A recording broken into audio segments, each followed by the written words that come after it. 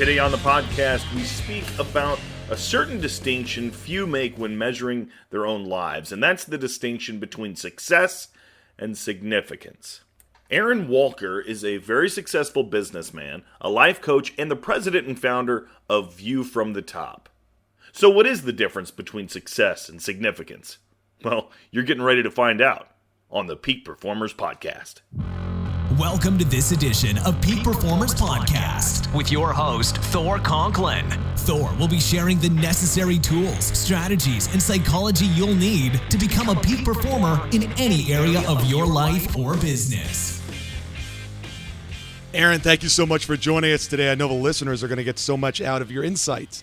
You're 18 years old, you start your first company, and 7 years later, you sell it to a Fortune 500 company. Timing's a little off there. It was 9 years later. I started work 13 years old at a local pawn shop, fell in love with it. 15 years old, went to summer school and night school for 18 months, had enough credits to graduate at the beginning of my junior year, started working, fell in love with that business completely, found a couple of guys with some money because, Thor, I didn't have any. I mean, I came from a very humble background. When I say very, I'm talking 4 children in a $6,500 house that we later lost in bankruptcy, as a child. So I know about being broke.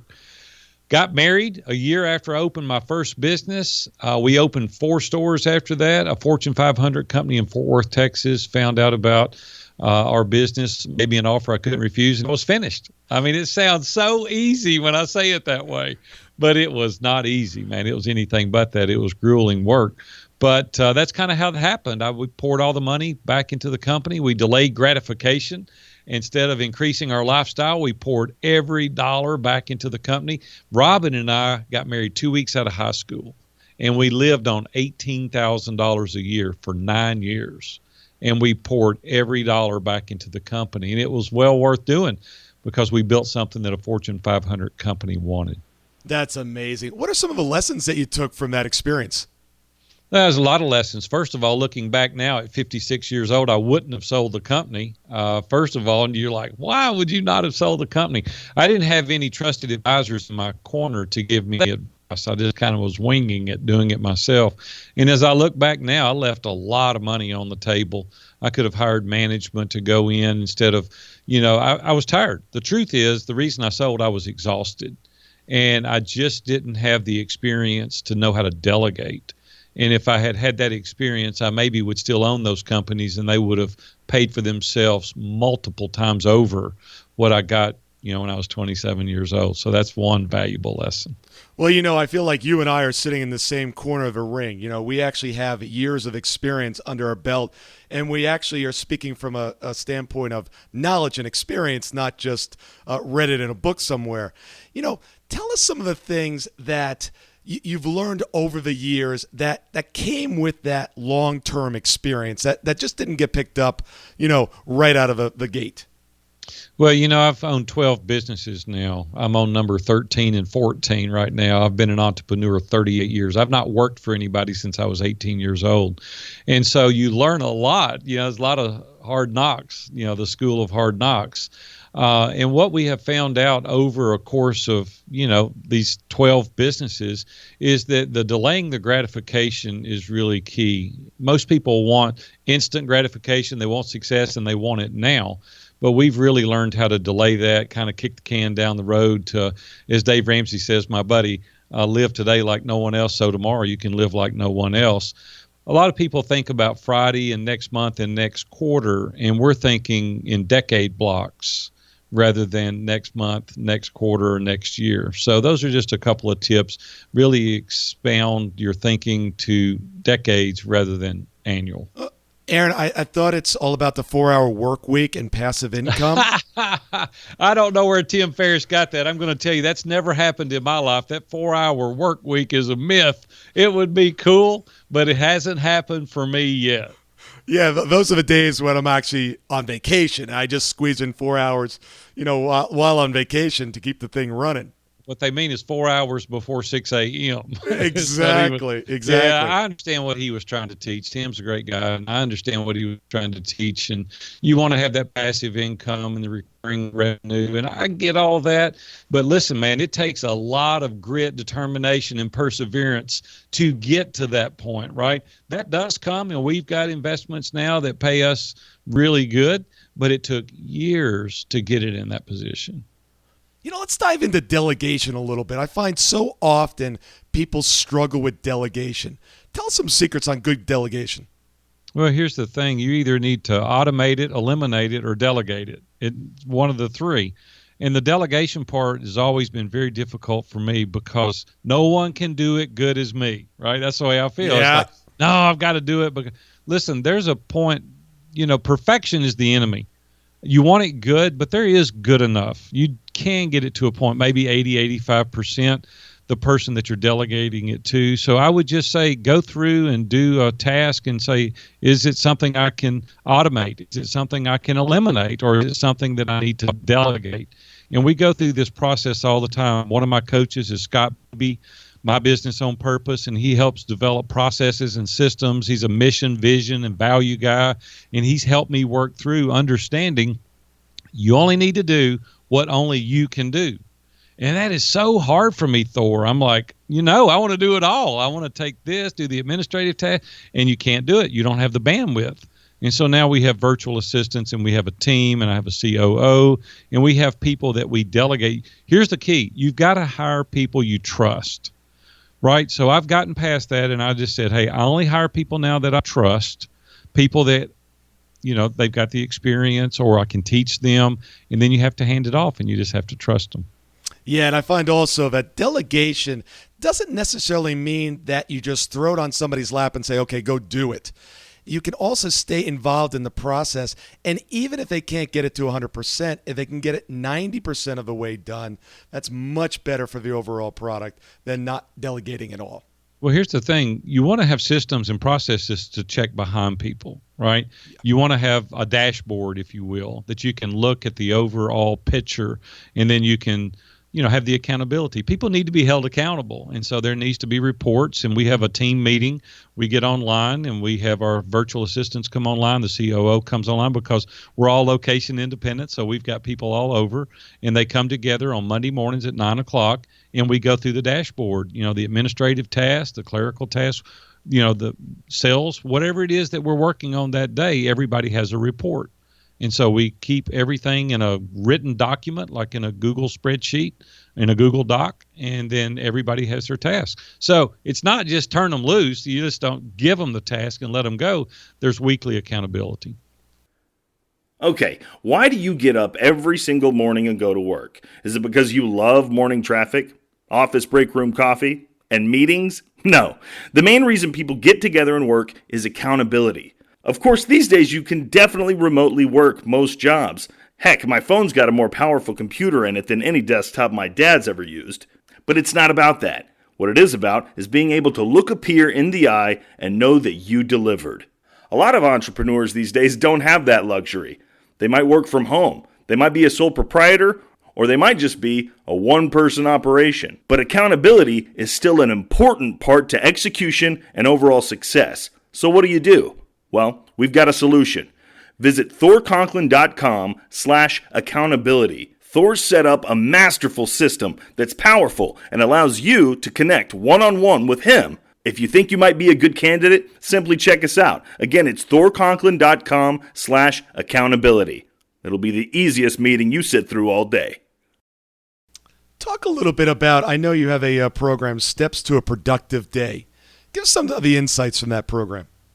Well, all that necessarily is kind of a to-do list on steroids. Steps to a Productive Day is just a process by which I work through a very regimented process on a daily basis. I started early. Thor, I don't know about you, but I get up early. Yeah. And most of the people I know that are highly successful do get up early. There's just something about getting up, getting into your flow before everybody else gets up, and the emails start flying, the phone starts ringing.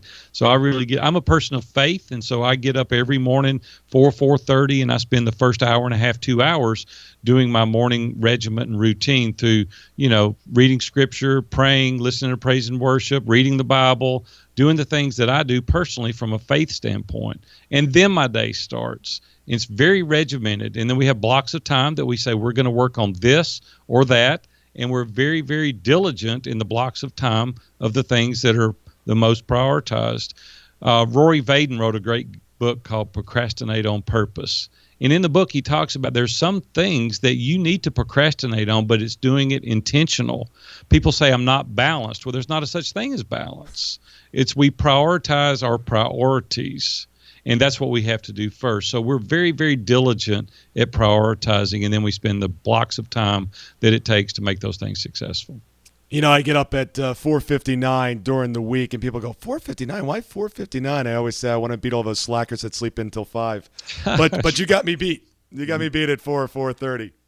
Yeah, well, I just love getting up early. I'm early to bed too, though. I'm 9:30. I'm asleep, so I'm ready to get in the bed. Me too. Let's talk about block time for a little bit, because I've been playing around with block time for several years, and I used to get very regimented on kind of like 50-minute blocks, and then what I actually found was I'll actually extend those to 3.5 hours.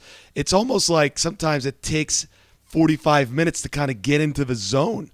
Tell us what it's been working for you on the block time. Yeah, I do more of days rather than hours. Yeah. There's certain things that I'll segment, and there's certain things that I work on. Plus now I take off on Fridays. I don't even work on Fridays. So Friday, Saturday, and Sunday I take off. And to be honest with you, I'm going to tweak some things a little more. I may even back that up and take Thursday through Sunday off and just have Monday through Wednesday. Now, a lot of people are saying, well, I would love to do that too. Well, listen, man, I got 12 businesses and 38 years. It's time I was doing that. I got 2 adult children and 5 grandchildren, and it's time that I was scaling back a little bit. I've been hitting it pretty hard for almost 4 decades now. And so when some of you guys get 4 decades under your belt, you can scale back as well. But, man, I hit it hard.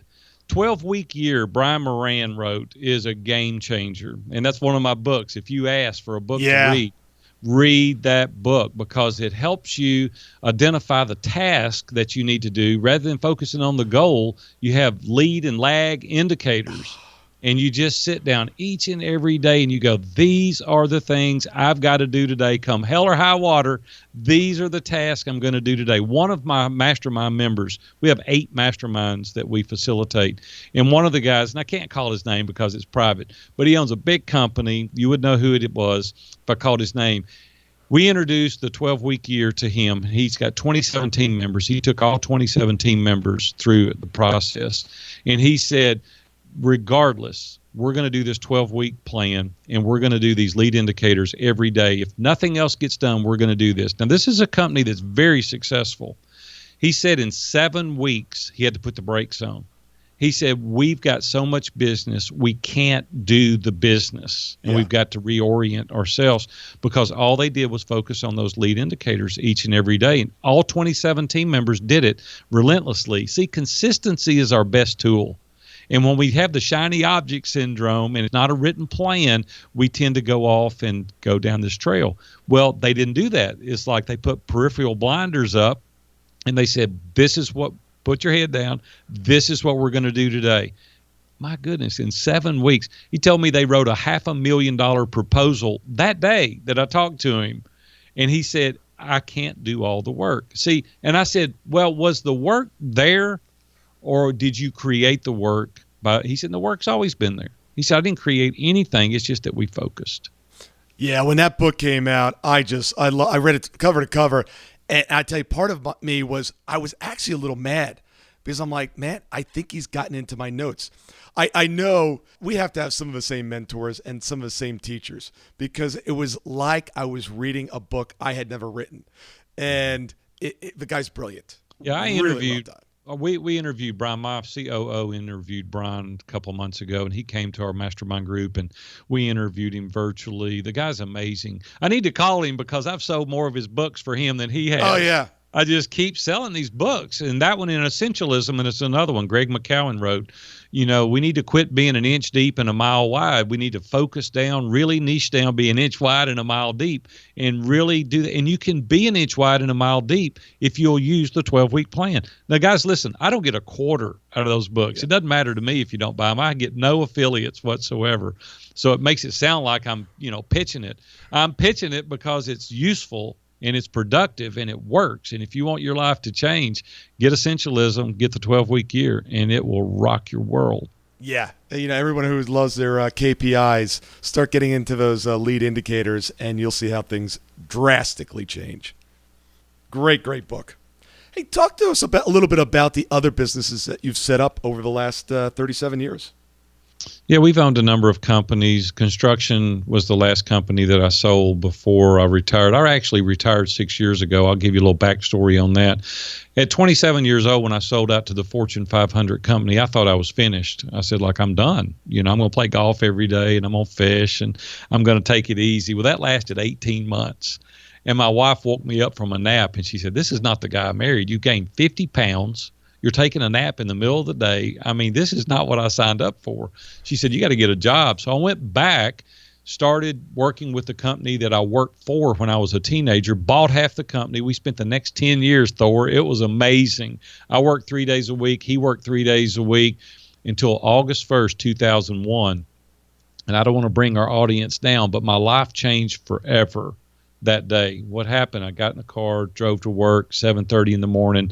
Enrique was crossing the street ahead of me to catch a local bus, didn't look my way, and I ran over and killed a pedestrian right on a major highway here in Nashville.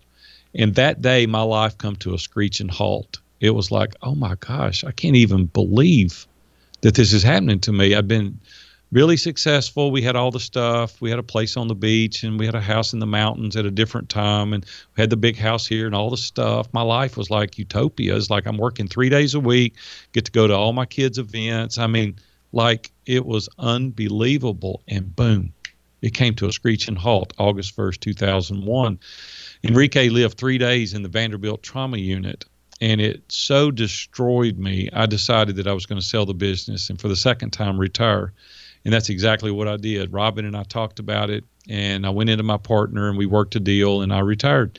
I took the next 5 years off. I didn't do anything for 5 years, and I'm grateful that I had a little bit of resources. We traveled. We went all over the world trying to get my legs back under me and overcome this horrific automobile accident. And then 5 years later, Robin goes, listen, you're getting fat and lazy again. It's time to do something. And what I discovered, though, during that 5-year period was that my life had been really successful, but I had no significance. Zero. I didn't have any significance in my life, and I started feeling guilty. I said, what if it had been me that had gotten run over that day? What would my eulogy, what would they have said? What would my legacy have been? Here's what it would have been. He came from a very poor family. He made enough money by the time he was 27 to retire. He worked again, built another business 4 times the size it was when he bought it, and then he died. And I started feeling so guilty. I said, I've made no difference in anybody else's life but my own. See, the success is always about yourself, and significance is always about others. So I vowed and declared from that point forward I would start looking outward rather than inward. And that's what I elected to do.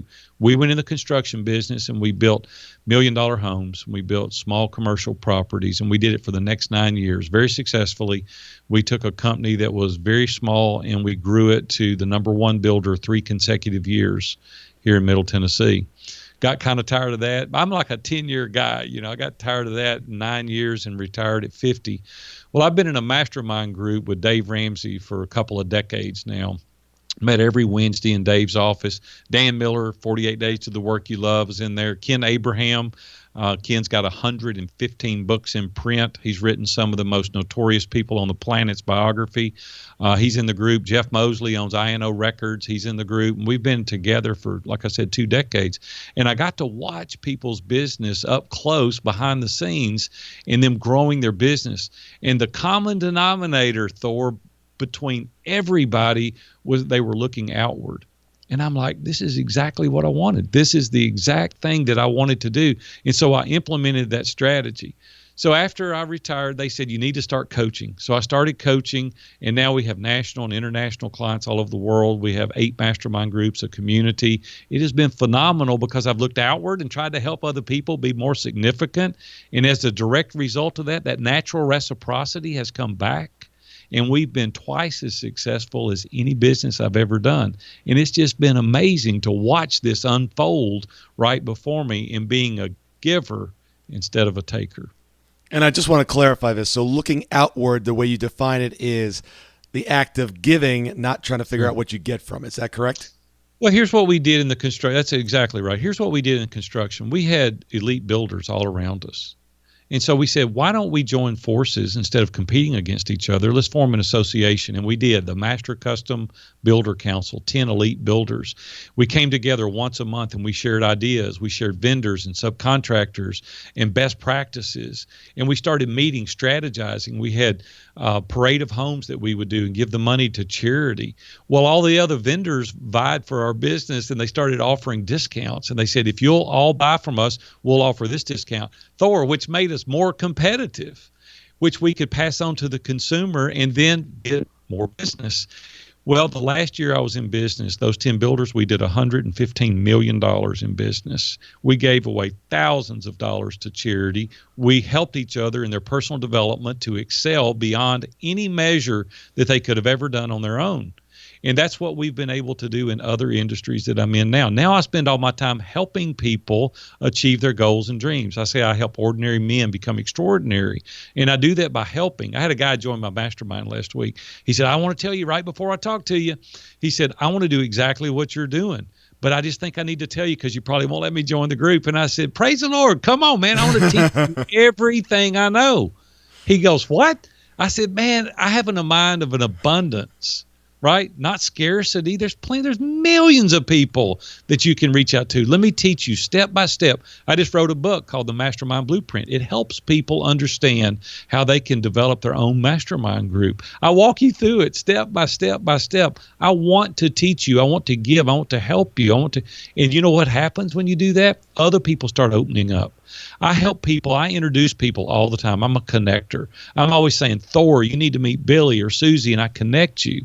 And then invariably, Thor will go, Aaron, you need to meet this guy, and your base starts broadening. And then when you just start reaching out every single day, helping other people achieve their goals and their dreams, they stand in line to help you. Then you can get on more podcasts, and then you get more introductions. And it's just, quit holding your cards close to your vest. Show and share. Lay your cards down. Let them see what you've got. Help them. Don't have that scarcity mentality. Yeah, I'm the absolute same way. I tell a story. I introduced 2 friends a couple of years ago, and about 2 months later, the one buddy sent me a 6-figure check. I'm like, well, that's pretty nice. I didn't expect it. I wasn't asking for it, but he said, I really appreciate that connection, and that connection's been really, really valuable to me. Well, there you go. Well, and that happens. See, we have to do that intentionally. We spend about 20% of our time each and every day writing words of encouragement, sending emails, connecting people, calling them when you don't need anything. And I tell people all the time, stop waiting your turn to talk and listen to other people, and then you can help meet their needs. Yeah, absolutely. Thank you so much for listening today. I really do appreciate your time, and I hope you found today's show valuable. If you would like to receive these shows automatically to your phone or to your computer, simply go to iTunes and subscribe. After listening to several of the shows, if you're so inclined, please leave us a 5-star rating, as this helps us reach additional people and spread the message. If you're truly committed to taking your life to the next level and doing whatever it takes to become a peak performer, but something's holding you back, something is blocking your way, and you just can't seem to figure out what it is, send me an email to info@thorconklin.com. And I'd be more than happy to get on the phone with you. We'll schedule a 15-minute discovery call. No obligation, no cost. I absolutely love to hear from the listeners. And if there's something I can do to help, I'd be more than happy to do that. Also, if you found something of great interest in today's show and you want to share that with your friends and family, simply go to my Facebook page, Thor Conklin. Click on the episode, hit the share button, and share it on your page. You can follow me at Twitter @Thor Conklin. The website is thorconklin.com. We're constantly adding new free resources, discussing additional tricks, tips, tools, and strategies on how to be a peak performer. Remember, I try to keep these episodes short so you can listen to them during dot time, doing other things, commuting, driving, walking, working out. Decide to be a peak performer in all that you do. And until tomorrow, have an absolutely amazing day. Be on the lookout for part 2 of our discussion with View from the Top's Aaron Walker, when he'll dive further into the conversation and explain how to be more significant on the Peak Performers Podcast. We'll see you at the top.